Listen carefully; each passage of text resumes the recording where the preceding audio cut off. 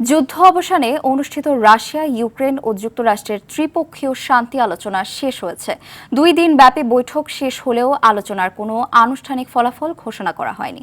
বৈঠকের আগে ইউক্রেনের প্রধান আলোচক রুস্তেম উমেরভ জানিয়েছিলেন, আলোচনায় যুদ্ধ বন্ধের কাঠামো, নিরাপত্তা ইস্যু এবং ভবিষ্যৎ আলোচনা প্রক্রিয়ার রূপরেখার ওপর গুরুত্ব দেওয়া হবে। এদিকে আলোচনা চলাকালেই ইউক্রেনের বিভিন্ন শহরে হামলা চালিয়েছে রাশিয়া। স্থানীয় কর্তৃপক্ষ জানিয়েছে, রাজধানী কিয়েভ এবং উত্তর পূর্বাঞ্চলীয় শহর খার্কিভে রাশিয়ার হামলায় নিহত হয়েছে অন্তত 1 জন, আহত হয়েছেন আরও 27 জন।